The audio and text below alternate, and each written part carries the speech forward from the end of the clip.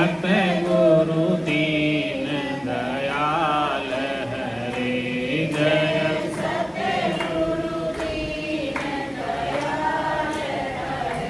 जिनने भव सागर पार करे जिनने भव सागर पार करे जब सुने ज्ञान के वचन भरे जब सुने ज्ञान के वचन भरे दुख देने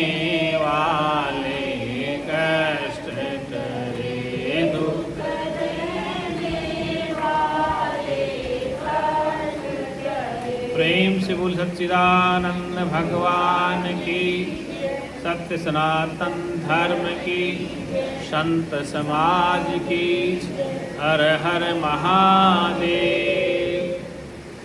अर्चने वंदनीय प्रातः स्मरणीय उस जगत नियंता परम पिता परमात्मा के चरण शरण में विराजमान मेरी निज आत्मा में समुपस्थित भक्त लोग भक्तिमय माता है। देखो सौभाग्य से मनुष्य शरीर आप हम सबको मिला है। श्रीमद् भागवत महापुराण में सुखदेव जी महाराज भागवत के माध्यम से कह रहे हैं श्री कृष्ण भगवान से कहलाया गया भागवत में दुर्लभो मानसो देहो देही नाम षण्मुगम कि मनुष्य का शरीर बड़ा दुर्लभ है और एक क्षणभंगुर भी है। मतलब ये दुर्लभ भी है और क्षणभंगुर भी है। कहने का तात्पर्य कि बड़ी मुश्किल से मिलता है और ये एक पानी के बूंद-बूंद की तरह समाप्त हो जाता है। कहने का तात्पर्य कि इसके प्राण पखेरु कब उड़ जाए पता नहीं चलता। तो कहने का अभिप्राय कि मनुष्य शरीर मिला और उस मनुष्य शरीर का जो लक्ष्य है उसका पता नहीं चला तो जीवन में दुखों की निवृत्ति प्रमाण की प्राप्ति नहीं होगी। इसका जो लक्ष्य है मनुष्य जन्म का दुख की निवृत्ति और परमानंद की प्राप्ति। गुरु जी कहा करते कि बेटा संसार में जो भी आया है शरीर लेकर के वो रोया है। क्या है? पशु हो पक्षी हो मनुष्य हो देवी देवता हो ऋषि मुनि सब, लेकिन एक है इस संसार में जो हर क्रिया में आनंद में रहता है, वह है ब्रह्मवेत्ता। कौन है?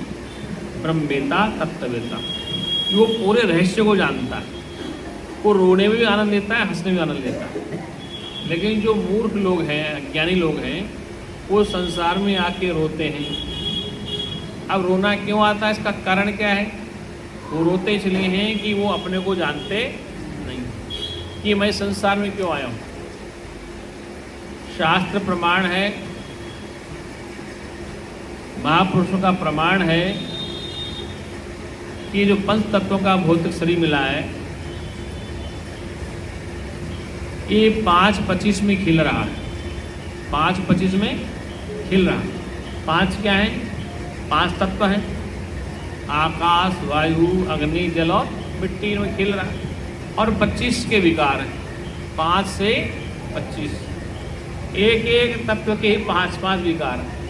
आकाश में काम क्रोध लोभ मोह, पृथ्वी में गंध सुगंध है, अग्नि में ऊर्जा तेज है, हवा में धवनता है, जल में तरलता है। तो ये 5 तत्वों के 5-5 विकार है। 25 विकार हो गए। और फिर 3 गुण हैं इसमें शरीर में। कितने हैं? सत्वगुण रजोगुण तमोगुण। तो 5 25 और 3 28 क्या हो गए? फिर आगे अंतःकरण के विकार है, मन बुद्धि और चित्त का।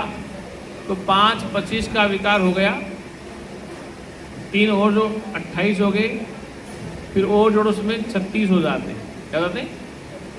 तो एक संत हुए थे, आपको पता, मच्छंद्रनाथ, गुरु गोरखनाथ के गुरु जी। 36 की छत डाल के चिर गया चन्यहारा, बंगला भला बना दरवेश जिस्म नारायण। ये बंगला है, शरीर की जो बंगला है, इसमें 10 द्वार हैं। तो कहा कि इसमें ईंट का, मसाले का गारा बनाया गया और 36 प्रकार की प्रकृति साथ ली गई। तो बंगला भला बना दरवेश जिस्म नारायण प्रवेश, कि इस बंगले में नारायण रहता है। नारायण कहीं बाहर नहीं है, इस नर में ही नारायण है।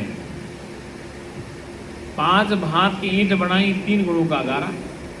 5 तत्वों का ये शरीर बनाए, ईंट का मतलब मसाला बनाया है, और 3 गुणों का गारा। गार बने जिसे लिपायमान हो, सीमेंट का मसाला ईंट को लगाने के। इस शरीर का निर्माण 5 तत्वों से हुआ, उसमें 3 गुण का लपेटा है, सतोगुण, रजोगुण और तमोगुण। और 5 तत्व की ईंट बनाई, 3 गारा, और 36 की छत डाल के चिन्ह गया जन्यहार। अब 36 क्या है? 5 तत्वों के 25 विकार, 3 गुण हैं। क्या है? 3 इसमें गुण हैं। तो ये 36 कोई 7 कहता है, 36 कोई 28 को 25 कहता है। सबका कहने का तरीका अलग है। इस शरीर में विकार है, और इस बंगले में 10 दरवाजे, बीच पवन का खंभा। इस शरीर में 10 द्वार हैं। हम ये ब्रह्मरंध्र का द्वार है जहाँ से प्राण निकलते हैं। बीच पवन का खंभा, पवन और श्वास नहीं, एक सुषुम्ना नाड़ी, इंगला और पिंगला, इंगला और पिंगला। एक गर्म नाड़ी, एक ठंडी नाड़ी। इसका है ताना बाना, इंगला और पिंगला। इससे श्वास लेते हैं, इससे निकालते हैं। गर्म नाड़ी, ठंडी नाड़ी, श्वास लेते हैं, आते जाते हैं। ये नाड़ी है क्या? सूर्य नाड़ी। ये नाड़ी चंद्र नाड़ी। तो सूर्य नाड़ी गर्म होती, चंद्र नाड़ी ठंडी होती, और इससे हम श्वास लेते हैं, इसे निकालते हैं, इंगला पिंगला। बीच पवन का खंभा, खंभा क्या है? ये सुषुम्ना नाड़ी है। खंभा क्या है? श्वास नहीं है। बीच पवन का खंभा, ये सुषुम्ना नाड़ी है, दोनों के बीच में।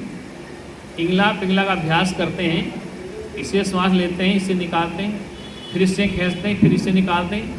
इस श्वास का अभ्यास निरंतर करने के बाद एक नाड़ी प्रारंभ होती है, उसे कहते हैं सुषुम्ना नाड़ी। क्या कहते हैं? सुषुम्ना नाड़ी, वो चालू हो जाती है। क्या होती? वो मेरुदंड के द्वारा अभ्यास करके देखो आप, 10 दिन 20 दिन लगातार करो। ये नहीं आज कर लिया फिर 10 दिन बाद भूल गए, 5। तो ये कैसे चालू होगी? आपकी नाड़ी का पता कैसे लेगा कि आपकी सुषुम्ना नाड़ी प्रारंभ हो गई है? इसका अभ्यास कैसे होगा? आप बाएं नाक स्वर से, दाएं स्वर से इधर श्वास लाओगे, इधर से खींचोगे, तो लगातार अभ्यास करेंगे। कुछ दिन, कुछ महीने बाद आपकी सुषुम्ना नाड़ी प्रारंभ हो जाएगी। उसका पता कैसे चलेगा? जब आपके नाक के 4 इंच दूर पर, नासिका से 4 इंच दूरी पर, दोनों नाकों में हवा बराबर आ जाती है। क्या जाती? दोनों नासिकाओं में बराबर हवा आ जाती है। अभी आप नाक चेक करो नज़दीक से, एक में हवा ज़्यादा है, एक में नहीं है। आप तत्काल चेक कर सकते हैं, या तो इसमें हवा आती है, इसमें कम आती है, इसमें आती है, कभी इंगला चलती, पिंगला चलती। लेकिन जब लगातार आप प्राणायाम करेंगे, अनुलोम विलोम करेंगे, तो कुछ समय बाद, महीने में, 20 दिन में, 2 महीने में आपकी नाड़ी चालू हो जाएगी। क्या जाएगी? और तब पता कैसे चलेगा? आप दोनों नाक के हाथ लगाओ, तो दोनों के बराबर समान वायु बहने लग जाएगी। अभी नहीं बहेगी, अभी तो एक में बह रही होगी, एक में ज़्यादा बह रही होगी। लेकिन जब लगातार अभ्यास करोगे ना, तो फिर दोनों में बराबर हवा आएगी। ये करने से आएगी, सुनने से नहीं आएगी। ये जब आप करके देखोगे ना, तब दोनों नाक के सामने हवा बराबर आएगी। तब मान लो कि आपकी सुषुम्ना नाड़ी प्रारंभ हो गई है। क्या हो गई? सुषुम्ना नाड़ी। तो इस सुषुम्ना नाड़ी को क्या कहते हैं? खंभा कहते हैं। दोनों के मध्य में क्या है? गर्म नाड़ी, और ठंडी नाड़ी के मध्य में श्वास आता है, उसको कहते हैं सुषुम्ना नाड़ी। तो ऋषि लोग सुषुम्ना नाड़ी को जगा लेते हैं। उसमें क्या होता है कि जैसा वो सोचते हैं, जैसा संकल्प करते हैं, जैसा विचार करते हैं, वैसे वस्तु पदार्थ उनके सामने ऑटोमेटिक आ जाते हैं। तो बीच पवन का खंभा, और आता जाता नजर ना बड़ा अचंबा। ये सुषुम्ना नाड़ी कब प्रारंभ हुई, कब चालू हुई, पता नहीं चलता। ये बड़ा अचंबा है। तो आता जाता नजर ना हो, ये बड़ा अचंबा। और बंगला बड़ा बड़ा दरवेश जिसमें नारायण, ये शरीर जो बना दरवेश, इसमें द्वार हैं, ये दरवेश कहा गया है, इसमें नारायण रहता है। और कहा है कि इस बंगले में पातुर नाच से मनवा ताप बुलावे। अब पातुर क्या है? 5 नाचते इसमें। इस बंगले में पातुर नाच से मनवा ताल क्या? आशा, तृष्णा, ये मन की जो है शब्द स्पर्श रूप गंध भागता मन। शब्द स्पर्श रूप रस गंध पे मन दौड़ता है, तो क्या है, आशा तृष्णा के बांध घुंघरू राग 36 जो गाव है। अब आशा तृष्णा वासना के ये मन दौड़ता है शब्द पर, विषय पर, रूप पर, भोग पदार्थों पर दौड़ता है। आशा तृष्णा के बांध घुंघरू, घुंघरू मानी नाचता है मन। राग 36 होगा, 36 राग कभी कहाँ घुस जाता है, कभी कहाँ। 36 विकारों में घुसा रहता मन। कहाँ 36 जो विकार राग 36 होगा। 36 राग क्या है, वही तो लगाव है। राग मानी संगीत की आवाज़, लय। तो राग 36 जो गाओ, क्या 36 राग है, इसके जो विकार हैं उनको अपना मान लग जाता है। राग 36 गावे, आस्था तृष्णा के बांध घुंघरू राग 36 गावे, और बंगला भरा बना दर्ज नारायण परवेश। फिर कहा है कि इस बंगले में पात्रोनाथ से मनवा ताल बचा, ये बता दिया। इस बंगले में क्या है कि आस्था तृष्णा के घुंघरू मन लगा लेता है, और मन से ही सारा बंधन है, मन से ही मुक्ति। तो मन क्या है, कभी कुछ सोचता है, कभी सतोगुण, कभी रजोगुण, कभी तमोगुण। तो सारे इसमें राग चलते हैं। कभी लोभ है इसमें, कभी मोह है, कभी शोक है, कभी रोग है, कभी भोग है, कभी दुख है, कभी पीड़ा है। ये सब 36 की राग में फंसा पड़ा है। और आशा तृष्णा के घुंघरू न रहे मन के। मन के घुंघरू क्या है, जैसे कोई नृत्यांगना होती है, नाचने वाली होती है, या नाचने वाला होता है, उसके घुंघरू से आवाज़ आती है। ऐसे मन के घुंघरू लगेंगे, कभी कुछ सोचता है, कभी इधर भागता है, इधर भागता है, तो ये घुंघरू लगेगा सब। कभी इसको पुत्र प्रिय लगता है, कभी धन प्रिय लगता है, कभी शरीर प्रिय लगता है, कभी तो ये इसके घुंघरू लग जाते हैं, और उससे ये नाचता गाता है। फिर कहा है इस बंगले का जानना फिरने जग में।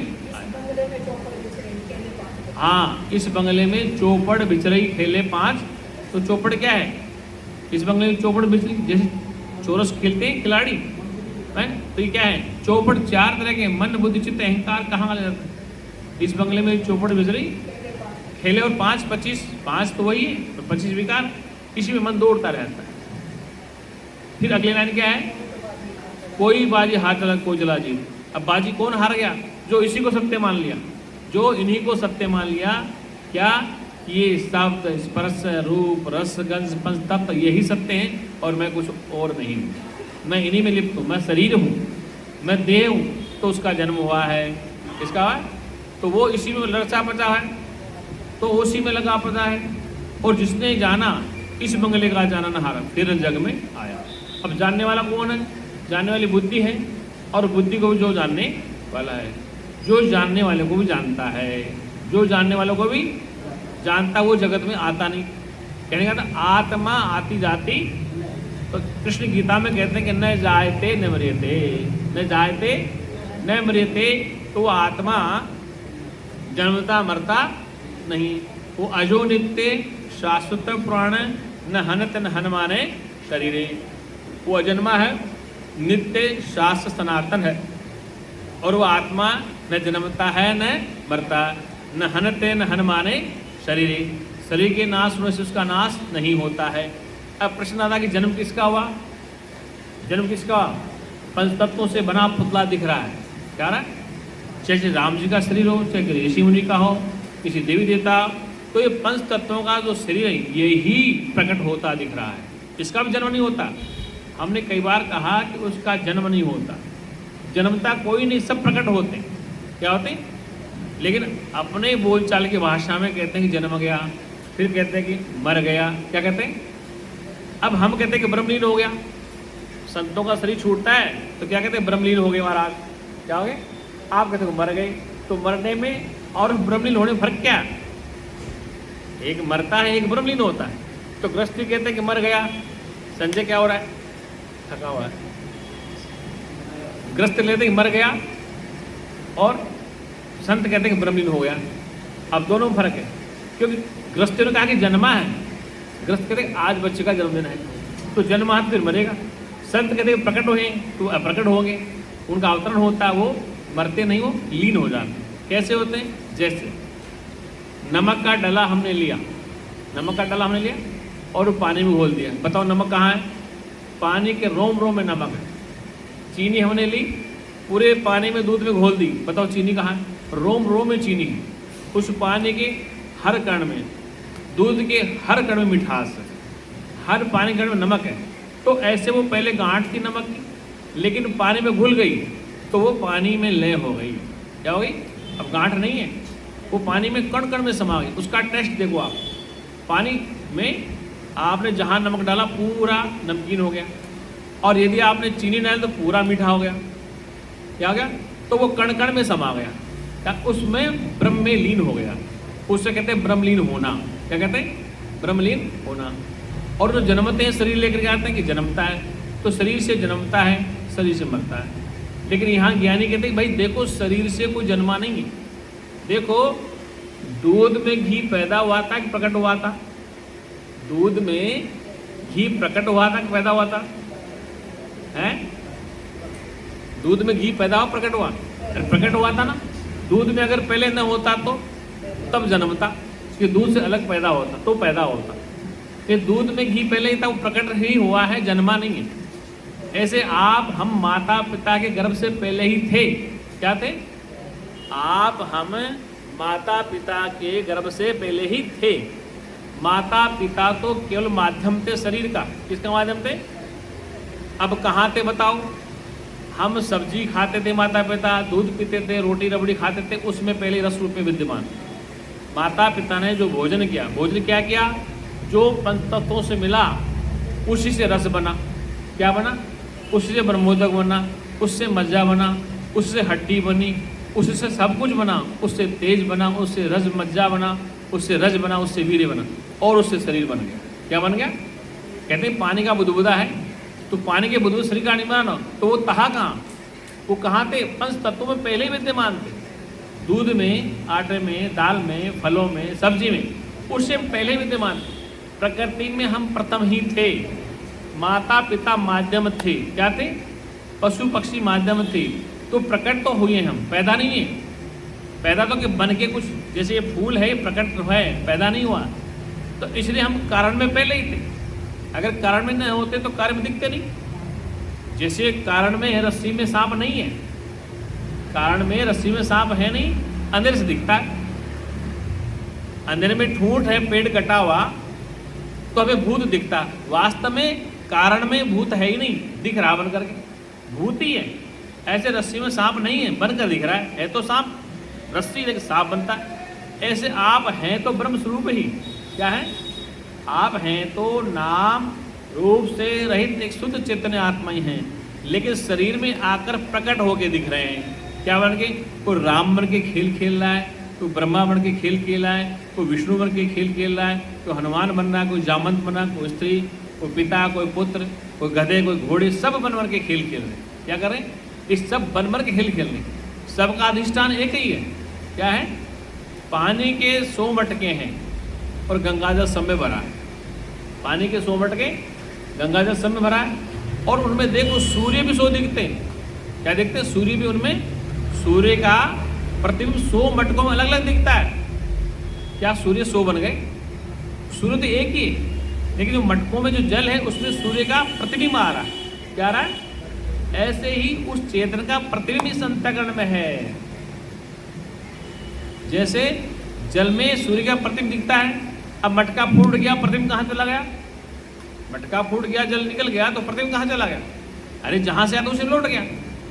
सूर्य से आया था, सूर्य में लौट गया। ऐसे सारे मटके फूट जाएं तो क्या सूर्य फूट जाएगा? सूर्य नहीं फूटेगा। सूर्य का जो प्रतिबिंब है जल में गिर रहा है, तो ऐसा हो रहा है कि सूर्य इसमें आ गया, पानी में आया नहीं है, जबकि रोशनी भी उसमें है। शीशे में सूर्य को हमने लिया, रोशनी को, और ऐसे घुमाए तो पक्षी डर के भाग रहे हैं, क्योंकि सूर्य का प्रतिबिंब दिख रहा है। सूर्य सीधे, सूर्य की रोशनी सीधे पक्षियों को नहीं उड़ा रही है, और न आपकी आंख में चमक मारा सूर्य सीधा, लेकिन स्पेशल बीच में शीशा बन जाए, उस सूर्य की रोशनी को इकट्ठा कर ले और फिर ऐसे करे तो हमारी आंखों में एकदम चोंध लगती है, ऐसे पक्षी भग जाते हैं। अब हुआ क्या? सूर्य ने नहीं भगाया, न शीशे ने भगाया। सूर्य और शीशे के मिलने से जो विशेष प्रकाश बना है वो चमकदार है, वो ही दुख का कारण। ऐसे चेतन शुद्ध चेतना इस अंतःकरण में प्रतिबिंब पड़ा है, उसे चिदाभास, चेतन का आभास, और वही संसार में सुखी दुखी हो रहा है, जिसे जीव भी कहते हैं। वो चेतन का आभास है। प्रश्न है कि अगर वो आभास नहीं होगा तो ये शरीर नहीं चलेगा। ये जीव है, वो चेतन का आभास है। शास्त्रों में उसको चिदाभास कह दिया और जीव कह दिया। अब वो चिदाभासी मन को, बुद्धि को, चित्त को, अहंकार को प्रकाशित कर रहा है। मतलब मन बुद्धि अपने आप में जड़ है, मन अपने आप में जड़ है, बुद्धि अपने आप में जड़ है, चित्त भी जड़ है और अहंकार भी। इनको प्रकाशित संचालित कौन कर रहा है? इस माइक में मैं बोल रहा हूँ तो ये बोल रहा है, ये अपने आप माइक नहीं बोल रहा है। ऐसे ही उस चेतन से, आभास से ही आपका अंतःकरण में करंट आ रहा है और वह मन को काम करने दे रहा है, बुद्धि चल रही है सब, और प्राण को भी संचालित कर रहा है। क्या कर रहा है? अब ये था तो उसका रूप ही, जैसे गुरु जी दृष्टांत देंगे, था तो वो शेर ही, लेकिन बकरियों में फंस गया, भेड़ बकरियों में फंस गया और शेर स्वरूप को भूल गया और भेड़ बकरियों में भयभीत हो गया। ऐसे आप हम थे तो वही, अजो नित्य शाश्वत प्राण न हनते न हन माने शरीर। हम थे तो वही अजन्मा नित्य, हम न जाए थे न मरे थे, न जन्मने वाले थे न मरने वाले थे, न जाए थे न मरे थे। अब जाने वाले कब बने, मरने वाले कब बने? न जाए थे न मरे थे, ये वेद कहता है।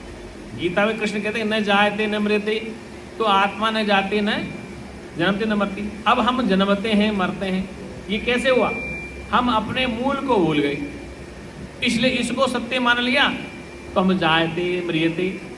अब जाते हैं, जन्मते और मरते हैं, ये मान लिया। क्या मान लिया? कि उस मूल को भूल गए, इसलिए शरीर को जायते मरियते, जन्मता है और मरता है, ऐसा मान लिया। और जब गुरु के सत्संग के द्वारा, वेद वाणी के द्वारा होश हो गया कि वास्तव में तुम्हारा मूल स्वरूप है न जायते न मरियते, न जन्मता है न, इसलिए आपकी आत्मा न जन्मती है न मरती। तब ये होश आ गया। तो फिर इसकी जो स्थिति थी, इस वृत्ति बदली। पहले वृत्ति जीवाकार थी, अब वृत्ति ब्रह्माकार बन गई। क्या बन गई? मतलब वृत्ति बदलती। शरीर ज्ञानी का वैसे होता है अज्ञानी का, खाना खाना बैठना उठना सब ज्ञानी अज्ञानी का एक जैसा, केवल वृत्ति बदलती। क्या बदलती? केवल वृत्ति। क्या वृत्ति बदलती? कि उसकी वृत्ति जीवाकार से हटकर ब्रह्माकार बनती।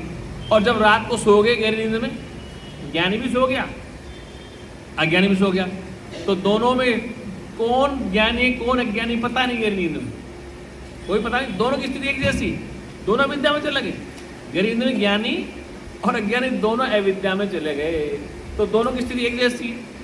लेकिन जब होश आएगा तो ज्ञानी तो संसार में मोज लेगा और वो अज्ञानी रोएगा, बस इतना फर्क है। इसलिए वृत्ति बदलनी, और वृत्ति भी बार बार बदलती, ज्ञानी की वृत्ति बदलती और अज्ञानी की बदलती। वृत्ति नहीं हो तो संसार काम कैसे चलेगा?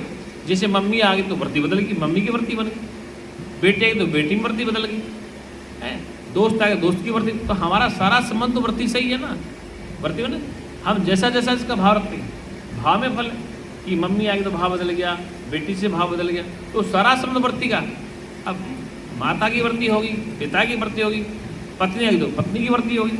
हमारा बोल चाल रहन सहन सब वृत्ति से बदल जाता है। जैसा व्यक्ति दिखता है, सामने पिता है तो वृत्ति और है, सामने पुत्र है तो वृत्ति और है, पत्नी है तो वृत्ति और है, पति है तो वृत्ति और।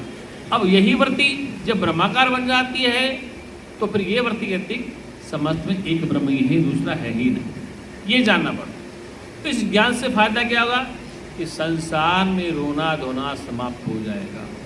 ब्रह्म ज्ञान सुनने के बाद तुम करोड़पति बनो न बनो, ये कोई गारंटी नहीं होती। क्या कि ब्रह्म ज्ञान तुम करोड़पति बन जाओगे, या तुम्हारा बहुत बड़ा व्यापार हो जाएगा, तुम बहुत बड़े लखपति बन जाओगे, या बीमार हो जाओगे, अधिकारी, ऐसा कुछ नहीं गारंटी देता ज्ञान। ज्ञान तो तुम्हें आज़ाद करता है, ज्ञान तो तुम्हें पिंजरे से बाहर निकाल देता है। फिर आपका बड़ा जीवन कैसे हो? आप उद्योगपति बनो, अधिकारी बनो, जज बनो, नेता बनो, उससे कोई लेना नहीं। ज्ञान तो केवल गांठ खोल देता है, चीजड़ ग्रंथि को तोड़ देता है। क्या करता है? ज्ञान तो केवल चीजड़ ग्रंथि को। अब चीजड़ ग्रंथि क्या है? जड़ और चेतन की गांठ पड़ गई। जड़ क्या? पंच तत्वों का शरीर है, पंच विकार हैं, 25 प्रकृति है, 3 गुण हैं, इंद्रियां कर्मेंद्रियां, ये जड़ है। ये परा और अपरा 2 प्रकार की प्रकृति है, परा और अपरा। एक जड़ प्रकृति है, एक चेतन प्रकृति है। अब जड़ प्रकृति क्या है? पंच तत्व और मन बुद्धि चित्त अहंकार, ये 8 प्रकार की जड़ प्रकृति है। और जिससे जाना जाता हो वो चेतन प्रकृति है। परा और अपरा का ये चैप्टर है। इसलिए जिसने जिसने चेतन को जाना वो तो संसार से मुक्त हो गया, और जो इस जड़ को सत्य मान बैठा यही सत्य है, फिर वो रोता रहेगा जीवन भर। फिर क्या होगा? था तो शुद्ध में, क्या था तो वो शुद्ध में, मैं अजन्मा, मैं नित्य, मैं सनातन, मैं शाश्वत, मैं ज्ञान स्वरूप, मैं आनंद स्वरूप। अब उसमें क्या होगा? स्वरूप बदल गया।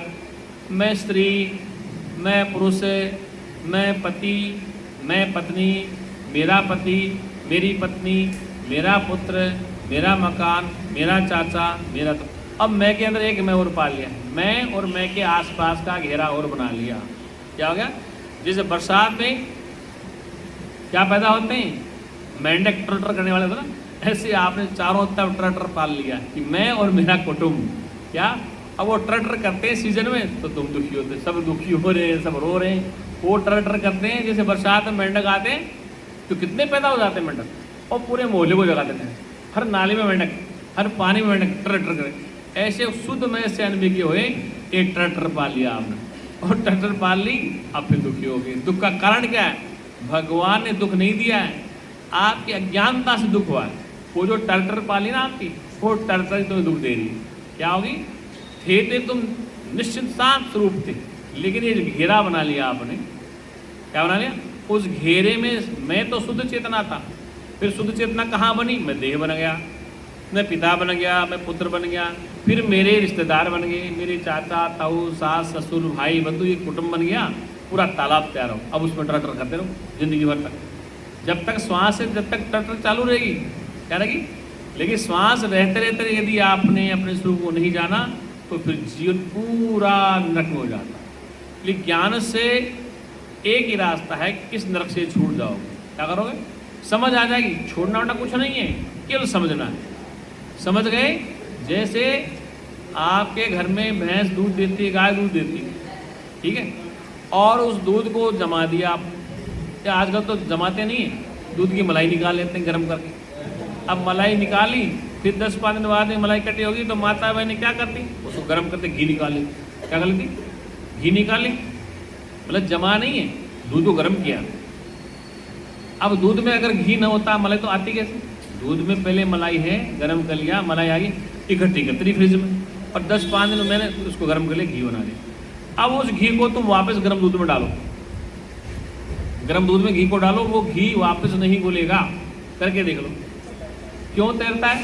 क्योंकि उसने सारे अपने छाछ के दही के लक्षण खत्म कर दिए, वो शुद्ध स्वरूप में आ गया। अब वो घी वापस दूध में नहीं घुलेगा, कितना गर्म कर लो, घोले जाओ, वो ऊपर ऊपर तैरता रहेगा, दूध मिलेगा। ऐसे ही जब स्वरूप का बोध हो जाता है, जीव को अपने चेतन स्वरूप का बोध हो जाता है, जैसे दूध में घी घुलता नहीं है, ऐसे टटर के तालाब में तुम घुलोगे नहीं, अपने को जानते रहोगे, हर पल जानते रहोगे। क्या कहते रहोगे? हर क्षण, हर पल, हर क्षण आपको होश रहेगा। लेकिन गहरी नींद में सो जाओगे ना तो ज्ञान का सब धरा रह जाएगा। गहरी नींद में अज्ञानी और ज्ञानी दोनों की स्थिति एक होती है। ये नहीं स्वप्न ज्ञानी को भी आता है, स्वप्न अज्ञानी को भी आता है, ये भी स्वप्न है, वो भी स्वप्न है।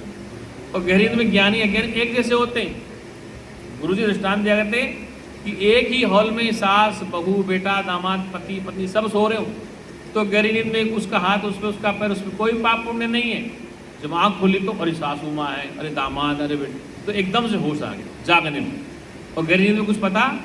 ऐसे गहरी नींद में सुसुप्ति अवस्था में आप सब लोग अविद्या में चले जाते हैं, ज्ञानी भी और अज्ञानी। अब प्रश्न आता है कि स्वप्न ज्ञानी भी देखता है, अज्ञानी भी देखता है, ये भी स्वप्न है, जागृत भी, और आँख बीच के भी स्वप्न। अब उस स्वप्न में ज्ञानी भी अज्ञानी भी दोनों भयभीत हैं, आँख मीचने वाले। इसमें ज्ञानी होश में है, अज्ञानी रो रहा है।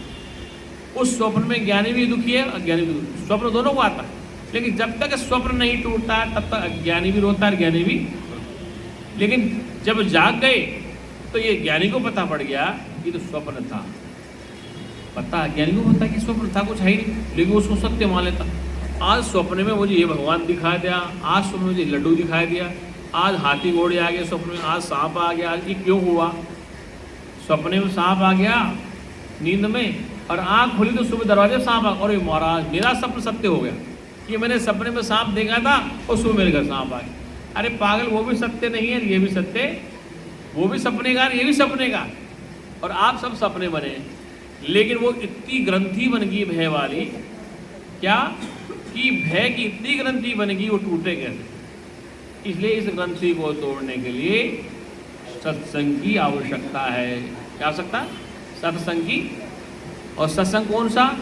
जिस सत्संग से आपकी वृत्ति ब्रह्माकार बने, जीवाकार वृत्ति हटकर ब्रह्माकार वृत्ति बने, तब सत्संग का चयन मिलेगा, तब जीवन में शांति आएगी। एक बूढ़ी आती किसी गांव में, बहुत पूजा पाठ करती थी। सुबह शाम मंदिर जाना, श्याम जी के जाना, हनुमान जी के जाना, नवरात्र में देवी की पूजा करना, सब देवताओं को मनाते थे और बड़ा थाल भर के पूजा पाठ करते थे। बुढ़िया का एक लड़का था, बड़ा पढ़ा लिखा था, और वो इंजीनियर बन गया। किसी का लड़का इंजीनियर तो बुरा मत मानना, इंजीनियर बहुत लड़के दुनिया में। वो इंजीनियर बन गया तो मोटरसाइकिल चला रहा था, शाम को रोड पे आ गया, वो उसका एक्सीडेंट हो गया। कहीं से? ट्रैक्टर से। और वो एट दी स्पॉट खोपड़ी फट गई, खत्म हो गई। बुढ़िया को पता पड़ा, घर आई तो बुढ़िया को बड़ा गुस्सा आया। भाई एक लड़का था, उम्र का तकादा 50 ऊपर हो गई थी, 55-60 साल की, तो बड़ी दुखी हुई। तो जब पहले तो भगवान को बाहर फैलाया, बड़ा हनुमान जी की मूर्ति बाहर फेंक दी, देवी की बाहर फेंक दी है, और वो साईं बाबा सब बाहर फेंक दिया रोड पर। कुछ नहीं भगवान और कुछ नहीं, पूजा के थाल बाहर फेंक दी, कुछ नहीं। पूछा भाई ये क्या हो रहा है? किसी भगवान ने मेरी मदद नहीं की। मैंने राम को पूजा, मैंने कृष्ण को पूजा, हनुमान को पूजा, साईं बाबा को पूजा, देवी देवताओं को पूजा, फिर भी मेरा बच्चा कैसे मर गया? तो भगवान कुछ नहीं। बड़ी दुखी, व्याकुल और दिमाग डिस्टर्ब हो गया, मतलब कुल मिला के पागल जैसे हो गया। कुछ समय बाद वो धीरे धीरे धीरे धीरे उसको होश आया, धीरे धीरे उसको होश आया। लोगों ने कहा कोई कर्म किया होगा, कोई कर्म का फल भोगना पड़ रहा होगा, कोई कर्म का ऐसा करना पड़ रहा होगा, तो उसको सांत्वना मिली। अब क्या, पूजा पाठ तो बंद हो गया, भगवान से आस्था खत्म हो गई कि भगवान उसके बच्चे को बचाया नहीं, न देवी ने बचाया, न देवताओं ने बचाया, न गुरु ने बचाया, तो वो सबको बाहर फेंक दिया। धीरे धीरे 1-2 साल गुजरा, उसका दिमाग थोड़ा शांत हुआ, फिर जाके उसने कोई ब्रह्म ज्ञान सुना, तब जाकर उसको शांति मिली, दुख की निवृत्ति हुई। इसलिए देवी देवता अवतारों की पूजा करने से तुम्हें कुछ समय का सुख मिलेगा। क्या मिलेगा? जब तक आप भगवान के सामने खड़े हैं तो खुश हैं, भगवान जी के मंदिर में आरती के खुश हैं, और घर में डकैती पड़ गई पता ही नहीं चला, तो फिर घर आएंगे, अरे वो तो देवी जी गया था, हनुमान जी गया था, बता घर में डकैती, फिर दुखी हो जाओ। तो भगवान के मंदिर में गए, पूजा पाठ करी, और घर में पड़ गई डकैती। अब बताओ, हे भगवान जी मैं तो तेरी पूजा कर रहा था, मैं तेरी आरती कर रहा, तूने ये क्या कर दिया? मेरे घर में 10 लाख का सोना चला गया, 20 लाख आई चला गया, हाथ चला गया। अब बताओ, दुखी हुआ ना प्राणी। हनुमान चालीसा पढ़ा, सुंदरकांड किया, रामायण पढ़ी, अखंड पाठ किया, भागवत कथा सुनी, और फिर भी डकैती पड़ गई। अब क्या होगा? अब रोएगी ना वो? ये बात सत्य है कि गलत है? क्यों शर्मा जी? फिर दुखी। इसका मतलब कि भगवान को आपने जाना नहीं अभी तक, आपने भी डिब्बे वाले भगवान को जाना है। गुरु जी कहते डिब्बे वाले भगवान। क्या है? डिब्बे वाले भगवान, ये लड्डू गोपाल को जाना। जो वास्तव परमात्मा उसको तुम जानते तो तुम रोते ही नहीं। इसलिए कहा तुलसीदास ने, हरि व्यापक सर्वत्र समाना, प्रेम ते प्रकट होई मैं जाना, राम ब्रह्म व्यापक जग जाना, परमानंद परेश पुराणा। कि राम कौन सा है, हरि कौन सा? सर्वत्र व्यापक है। हरि व्यापक, सर्वत्र समाना, समाना बराबर है, कहीं कम ज्यादा नहीं है। लोग कहते हैं हाथी में बड़ा है, चींटी में छोटा है। हाथी में बहुत बड़ा है और चींटी में बहुत छोटा है, लेकिन ऐसा नहीं है। हाथी की टांग काट और चींटी की टांग काट, दर्द बराबर होता है। हरि व्यापक सर्वत्र समाना, प्रेम ते प्रकट हुई मैं जाना। परमात्मा समस्त जगह व्याप्त है, प्रेम ते प्रकट हुई मैं जाना। प्रेम से प्रकट हो। प्रेम कहते हैं जहाँ दो चीज़ नहीं होती, जहाँ दूसरा नहीं है। जब तुम अकेले हो, और अकेले मतलब जो सामने दिख रहा है वो इधर दिख रहा है, बाएं दाएं ऊपर नीचे वो एक ही है। एक को जानना ये प्रेम है, दूसरा नहीं है। द्वितीय देव भयम भवती, दूसरे से भय हो जाता है जब एक ही है। एकम सद्द विप्रा बहुधा वदंती, उस एक ही को विद्वान लोग नाना नामों से पुकारते हैं। इसे वो एक ही है, दूसरा बना ही नहीं। वो स्त्री में है, वो पिता में है, वो पुत्र में है, वो सब में वो एक ही समाया। क्या है? अब ऐसा जान करके वो सब में एक देखता है। क्या देखता है? सदाचारी, दुराचारी, पापाचारी, सेवाभावी, सत्संगी, लटसंगी, सब में एक को देखता है। क्या देखता है? वो गुरुजी कहा करते थे, किसी ज्ञानी कहते थे कि अगर तुम किसी कर्म देखोगे तो तुम्हारी दृष्टि क्या होगी? चरम दृष्टि होगी। इसलिए ज्ञान को सुनो। क्या करो? ज्ञान श्रेष्ठ है। कर्म में आज तक संसार में कोई व्यक्ति खरा नहीं उतरा है। कर्म आप छुपके कर्म अच्छे कर सकते हो, बुरे कर सकते हो, तो उन कर्मों के तुम स्वयं साक्षी हो। भगवान है या आपने अच्छा कर्म किया, बुरा कर्म, ये मन का धर्म है और तुम खुद जानने वाले हो। इसके अंदर आप बैठे हो ना, आपके साथ वो जानने वाला हर पल है, हर क्षण है, हर घड़ी है। क्या है? अच्छा करते हो तो तुम्हारे साथ है, मंदिर जाते हो तो तुम्हारे साथ है, चोरी करते हो तो तुम्हारे साथ है, डकैती डालते हो तो तुम्हारे साथ है, निंदा करते हो तो साथ है, स्तुति करते हो तो साथ है, पूजा करते हो तो साथ है, भंडारा करते हो तो साथ है, यहाँ तक कि टॉयलेट बाथरूम जाते हो तो तुम्हारे साथ है। बताओ तुम उससे कैसे छुप सकते हो? हर पल हर क्षण वो तुम्हारे साथ रहता है। मंदिर जाओ तो साथ है, चोरी करने जाओ तो साथ है, पूजा पाठ करो तो साथ है, भंडारा खाओ खिलाओ तो साथ है, टॉयलेट बाथरूम जाओ तो तुम्हारे, तुम उससे हटेगा वो। इसलिए शास्त्र कहता नित्य युक्त से योगी में, योगी हमेशा नित्य में रहता, अनित्य में कभी जाता ही। नित्य युक्त से योगी नहीं, योगी मतलब ज्ञानी हमेशा नित्य में रहता। नित्य युक्त से योगी ने, यहाँ योग, वियोग और संयोग तीन शब्द है साथ। योग, संयोग, योग होगा मिलेगा तो छूटेगा, फिर वियोग, फिर संयोग। ले संयोग को छोड़ो, वियोग को छोड़ो, योग में रहो। इसलिए ऋग्वेद कहता योग क्षेम महामयम, अपने में ठहरना ही श्रेष्ठ है। न संयोग होगा न वियोग होगा, योग क्षेम वह अपने स्वयं में ठहरना ही योग है। योग का तात्पर्य ये श्वास खींचना, हाथ पैर हिलाना योग नहीं। योग कहते हैं अपने स्व चेतन अधिष्ठान में ठहरना ही योग है। उसमें न संयोग है न उसमें वियोग है। संयोग तब होगा जब आप किसी को मिलाओगे, वियोग तब होगा तुम छोड़ोगे। तो गुरु जी कहते जहाँ पाना खोना समाप्त हो जावे, छोड़ना पकड़ना, इसको छोड़ना है, इसको पकड़ना है, इसको हटाना है, इसको लगाना। पाना खोना, छोड़ना पकड़ना समाप्त हो जाए, उस स्थिति का नाम अक्रिय है, उसका नाम अचल अवस्था है। क्या नाम है? उस स्थिति का नाम क्या है? अचल, अक्रिय, अटल और अखंड है। तो वो आपका स्वरूप अचल है, अक्रिय है, अखंड है, निश्चल है। तो तुम कौन हो? तुम अचल हो, तुम अक्रिय हो, निश्चल हो, अखंड हो, एक हो, सर्वव्यापी हो, और तुम एक ही। एकम ब्रह्म विद्यान अस्ति, वो एक ब्रह्म है, दूसरा बनाई, इसलिए वो सर्वत्र में एक ही वस्तु व्याप्त। वो सच्चिदानंद भगवान। हाँ देखो, सन्मुख, तुलसीदास की रामायण में एक चौपाई है, सन्मुख होय जीव जब मोही। जब जीव मेरे सन्मुख हो जाता है तो कथावाचक क्या कहते हैं? सन्मुखता मात्र जाना है। जो कथा करते हैं उनसे पूछो या टीवी पे देख लो, सन्मुख कहते भगवान के सामने आप बिल्कुल खड़े हो जाओ, भगवान और तुम सामने हो, ये सन्मुखता है। ये सन्मुखता नहीं है, विपरीत दिशा में देखते हो। आप इधर देखते हो और वो उधर देखता है, तो विषम दिशा है, विपरीत दिशा है। शिष्य उधर देखता है, भगवान उधर देखता है, गुरु उधर देखता है। ये सन्मुखता नहीं है, ये तो विमुखता है। आप ईश्वर से विमुख हैं, किसे? आप भगवान से विमुख हैं। सन्मुख कब हो गए? जब आपकी आंख में देखने वाला, भगवान की आंख में देखने वाला, गुरु की आंख में देखने वाला, शत्रु की आंख में देखने वाला, मित्र की आंख में देखना, वो एक ही है। इसमें और उसर में एक ही होगा। शत्रु की आंख में वही देखता है, मित्र की आंख में वही देखता है, भगवान की आंख से वही देखता है, गुरु की आंख से वही देखता है, और समस्त आंख में वही देखता है, समस्त नासिका वही सुनता है, समस्त कानों से वही सुनता है, सारे हाथ उसी के हैं, सारे पैर उसी के हैं, सारे नासिका उसी के हैं, सब कुछ उसी का, और फिर वो इसमें कुछ भी नहीं है। इसलिए वो सन्मुखता है। सन्मुख हो जीव जब हो, जीव को जब ऐसा ज्ञान हो जाए, कैसा ज्ञान हो जाए कि समस्त में देखने वाला वो एक ही है, समस्त की आंखों में देखने वाला, समस्त के हाथ पे चलाने वाला, और समस्त के श्वास को कंट्रोल करने वाला, प्राण अपान को चलाने वाला, वो एक ही है, वो एक ही। ऐसा जब ज्ञान हो जाए तो उस जीव को दुखों की निवृत्ति हो जाती है। अगर नहीं होता है तो आरती लेके खड़ा रहो भगवान जी के सामने, कई जन्म गुजर जाएंगे, लेकिन चैन और शांति।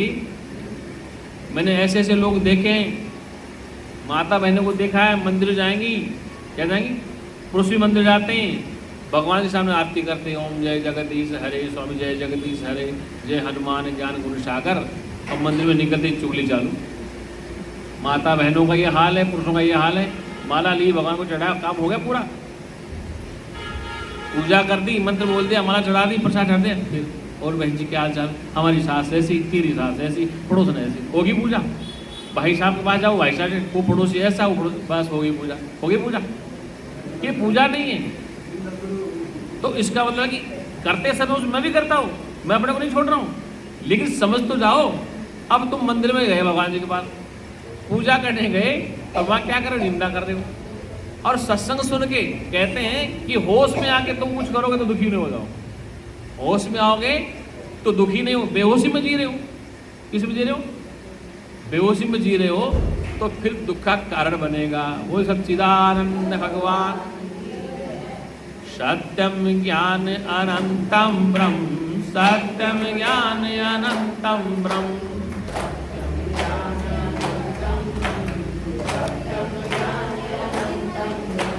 सत्यम ज्ञान अनंतम ब्रह्म, सत्यम ज्ञान अनंतम ब्रह्म।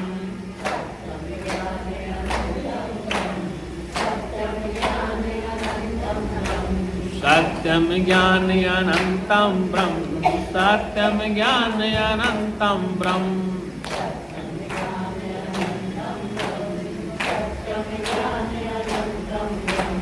विज्ञानम आनंदम ब्रह्म, विज्ञानम आनंदम ब्रह्म, विज्ञानम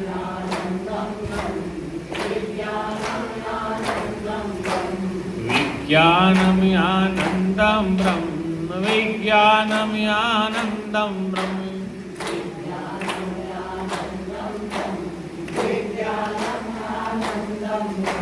विज्ञानम आनंदम ब्रह्म, विज्ञानम आनंदम ब्रह्म,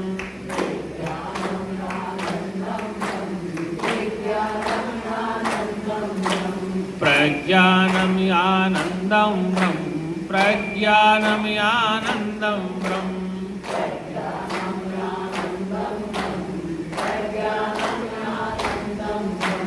प्रज्ञानम आनंदम ब्रह्म, प्रज्ञानम आनंदम ब्रह्म।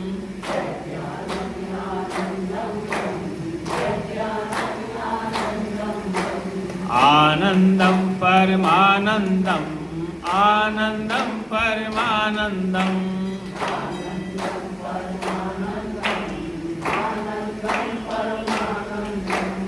आनंदम परमानंदम, आनंदम परमानंदम,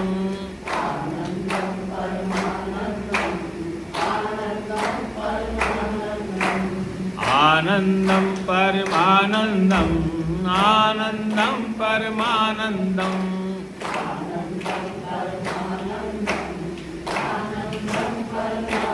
बोल सच्चिदानंद भगवान की, सत्य सनातन धर्म की, सदगुरुदेव भगवान की। तो आई समझ में। इसलिए निंदा स्तुति, एक की तारीफ करना का मतलब दूसरी की निंदा स्वतः ही हो गई।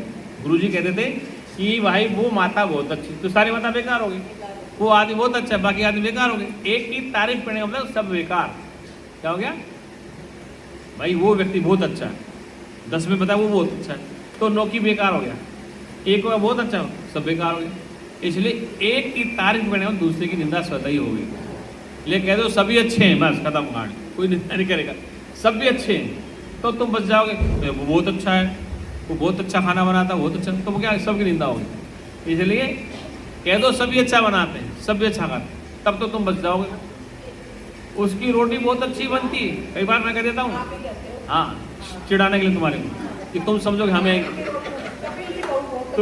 तुम्हें ये बता पड़े कि हमको ज़्यादा कारीगर, क्योंकि इसलिए कह देते हैं कि तुम ये समझो कि हम ही ज़्यादा कलाकार हैं। इसलिए कहते हैं कि भाई कपिल की बहू भी अच्छी रोटी बनाती, चमन की अच्छी बना देती, फूली फूली बनाती, तो तुम इस बात का अहंकार है कि हमें अच्छी बनाते, इसलिए कहना पड़ जाता इसलिए कहने का तात्पर्य है कि भैया जय भाई जिसकी खाई बाजरी उसकी उड़े हाजिरी, थोड़ा दिन बोल दे क्या दिक्कत है। गुरुजी कहते थे जिससे काम लेना उसकी तारीफ कर दो। क्या कर दो? तेरे भी समय पर तारीफ कर देते। तो जिससे काम लेना हमें बहुत अच्छा आदमी, तो गुरुजी कहते थे, फार्मूला देते थे, जिससे काम लेना, हाँ बहुत अच्छा काम कर। हाँ हाँ, अब तेरे सामने थोड़ी करता हूँ, पीछे से कर दो, बात अलग है। तो कहता है कि एक की तारीफ कर दो, दूसरी स्वतः ही बुराई। वो सच्चिदानंद भगवान। पानी में मीन पियासी मोय सुन सुन आवे हांसी। पानी में मीन पियासी मोय सुन सुन आवे हांसी। मोय सुन सुन आवे हांसी। मोय सुन सुन आवे हांसी। मोय सुन सुन